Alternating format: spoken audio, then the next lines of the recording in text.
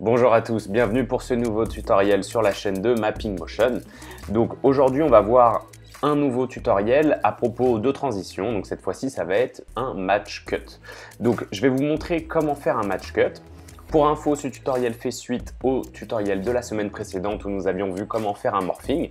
Donc là on va revoir la notion de morphing, mais cette fois-ci on va l'appliquer en combinaison avec un match cut. Donc un match cut, qu'est-ce que c'est ?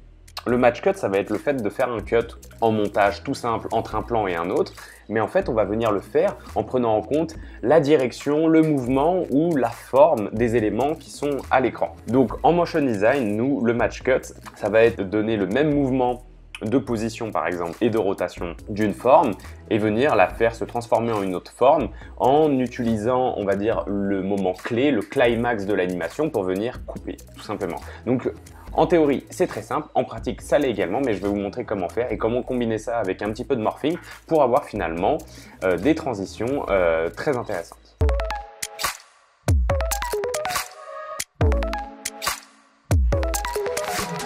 Donc, j'ai mes deux formes. Alors, de la même manière, je vais venir les sélectionner et bien faire en sorte qu'on soit bien alignés les unes aux autres. Donc, vous voyez, légèrement modifié. Donc, je vais commencer par animer un premier calque. On va prendre mon triangle et je vais animer la position. Donc vous voyez, j'ai mes positions qui sont séparées. Donc si vous ne l'avez pas, il faut faire un clic droit et vous faites séparer les dimensions. Donc je vais me concentrer que sur X. Et je vais venir ici mettre une première clé d'animation. Voilà, donc maintenant je peux faire un W. J'ai que mon X de sortie. Je vais ici à 2 secondes et je vais venir jouer. Voilà, sur ma position, un mouvement très linéaire, donc forcément, je viens ici essayer de travailler un peu ça. Je vais rester sur 2 secondes parce que c'est quand même quelquefois plus simple. J'ouvre, donc là, je suis sur modifier le graphique de valeur et non de vitesse. Et je vais vous montrer une petite astuce pour pouvoir faire un rebond. Si on regarde ici, vous voyez, le triangle fait une anticipation. Donc j'ai dit rebond, en fait non, je vais vous montrer comment faire une anticipation. Et donc là, je vais vous montrer comment faire une anticipation sans toucher, sans rajouter de keyframe, sans rajouter de clé d'animation. C'est en utilisant le graphique de valeur. Donc le graphique de valeur comme le graphique de vitesse. Ici c'est le graphique de vitesse, ça vous avez l'habitude. Donc vous voyez, j'ai appliqué déjà un réglage qui est le réglage de mon K-Smith. Donc là, comme je vous dis, on va aller sur le graphique de valeur et en fait ici, j'ai une représentation graphique de mon mouvement.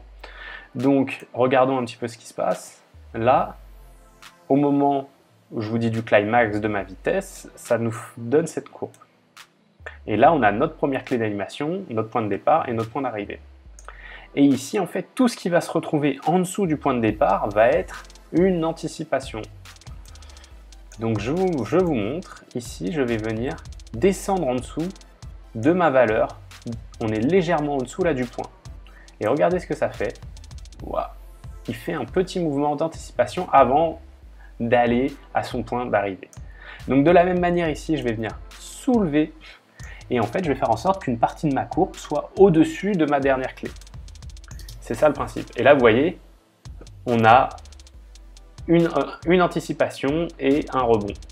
Donc on peut ajuster, le rebond je le veux peut-être moins fort, mais vous voyez on l'a. Vous voyez là, d'habitude vous êtes obligé de rajouter 2 clés d'animation, donc 2 clés d'animation au départ, 2 clés d'animation à la sortie, bah là vous avez 4 clés en moins. Donc c'est quand même super intéressant. Donc une fois qu'on a fait notre travail ici, je vais peut-être un tout petit peu encore travailler mon graphique de vitesse, je veux que ça soit encore un petit peu plus pétant. Donc, je sélectionne mes clés et puis je vais venir, hop. Donc, vous voyez, là, maintenant, on est un peu désaxé. Mais ce n'est pas un souci, on peut travailler la vitesse séparément. Et moi, ce que je veux, c'est qu'arriver vraiment à ce moment-là, on est encore un petit peu, un climax encore un petit peu plus important. Donc, ça va vraiment... Voilà. Donc, ce point, précisément, je peux lui mettre même un marqueur. Et on peut l'appeler, par exemple... Si je double-clique, je peux le nommer et le marqueur, je vais l'appeler Climax. Voilà, comme ça j'ai une représentation visuelle. de mon calque. Donc, chose très pratique, on copie nos clés, pomme C, on se met bien sur la première clé, on ouvre notre carré et on fait pomme V. On ouvre et là, le carré et le triangle se suivent parfaitement. Et donc, très simplement, on va se mettre au climax. Ici, je vais venir scinder mon calque, donc je fais commande Maj D. Je vais venir couper ce calque-là. Donc à partir de là, lui disparaît et lui, je vais venir le scinder. Donc avant cette partie-là, il n'est pas présent. Donc là, je passe de l'un à l'autre, je lance la vidéo et j'ai un match cut. C'est ça que j'appelle un match cut. Et vous voyez, dans la plupart des cas, ça va déjà très bien fonctionner. Alors maintenant, je peux rajouter un petit peu une petite rotation de la même manière. Voilà, je vais rapidement le faire. Je vous rajoute une petite rotation. Ici, je viens donc anticiper. Je vais me mettre ici. Ici, je viens faire une petite anticipation. Non, voilà. J'ai ma première clé. Je viens ici, quelques frames plus loin. Je vais venir faire une petite rotation. Donc, ça, c'est avant qu'il démarre. Là, il part. Et là, ici, on va le faire partir dans l'autre sens. Il va être à plus 15. Ici, je vais le mettre à 15.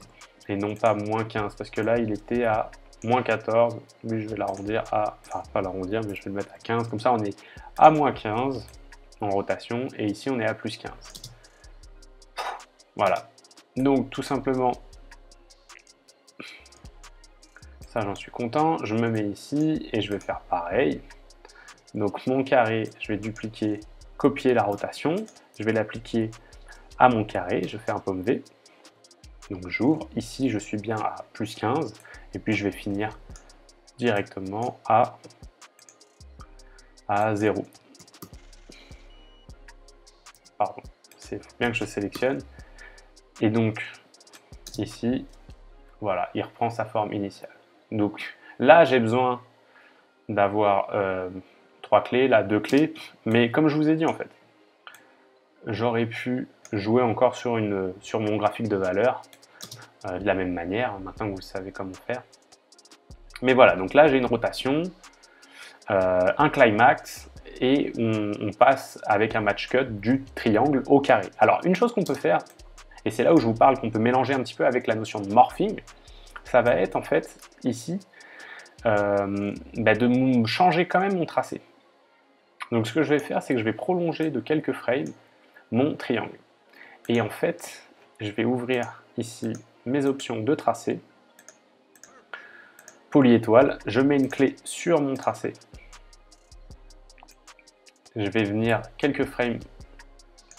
Voilà, je vais prendre ma clé, la mettre un petit peu quelques frames avant, et à ce niveau-là, ce que je vais venir faire, c'est que, je vais reprendre mon truc, je sélectionne mon tracé, je vais venir afficher le contrôle des calques, et là, voilà, je vais venir déformer mon triangle pour qu'il commence un petit peu à se confondre avec le carré. En fait, je vais créer une forme un peu entre les deux. Donc là, on imagine qu'il y a de la vitesse. Enfin, il y a de la vitesse, on va dire. Donc, je vais bien un petit peu déformer ma forme. Donc, et si je play, vous voyez, ça rajoute vraiment quelque chose. Et c'est là où on combine morphing et match cut. De la même manière, je vais faire ça avec le carré, vous vous en doutez. Et donc, je vais déformer la forme de mon carré. Donc ici, ça, je peux le revenir un petit peu comme ça. Enfin, quoi que, je vais le laisser comme ça. Et donc, mon carré, il ne va pas tout de suite être carré. Il va, de la même manière, avoir une forme, modifier un petit peu son tracé. Et ça va arriver que quelques frames après. Peut-être comme ceci. Et avant, mon carré, de la même manière, hop. Là, j'ai supprimé un point. Il ne faut pas faire ça. Donc, en maintenant Alt enfoncé, vous pouvez créer cette flèche blanche qui vous permet un petit peu d'adoucir vos points. Mais c'est important que vous ayez toujours votre clé avec le tracé final. Et donc là, bah, vous pouvez un petit peu jouer pour que ça se confonde.